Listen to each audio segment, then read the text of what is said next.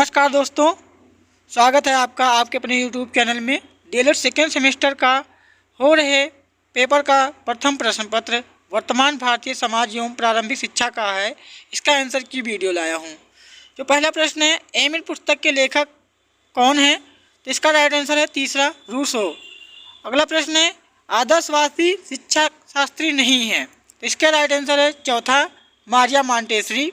अगला प्रश्न है, शिक्षा विकास है एवं विकास करना तथा अभिवृद्धि करना जीवन है, यह कथन किसका है?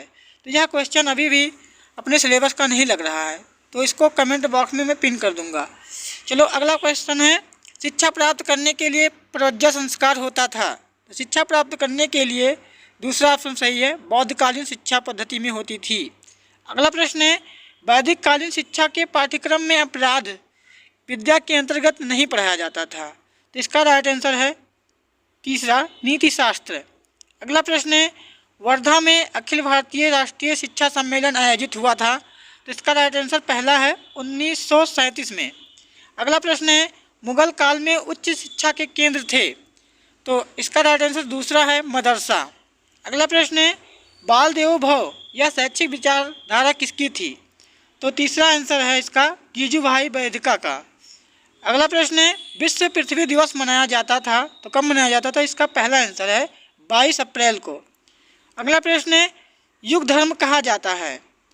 तो युग धर्म परिवर्तनमान मूल्यों को और शाश्वत मूल्यों को, यानी कि तीसरा ऑप्शन सही है, पहला व दूसरा दोनों।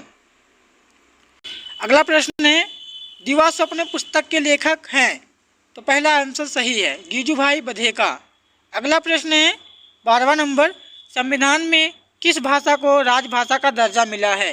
तो इसका राइट आंसर पहला है, हिंदी। अगला प्रश्न है, दूरवर्ती शिक्षा को कहते हैं। तो पत्राचार शिक्षा, दूरस्थ शिक्षा और स्वतंत्र शिक्षा, उपयुक्त सभी। तो इसका राइट आंसर है उपयुक्त सभी।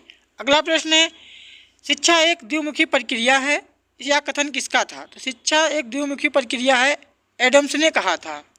अगला प्रश्न है, लोकतंत्र जनता के लिए, जनता के द्वारा जनता की शासन व्यवस्था है, यह कथन किसका है?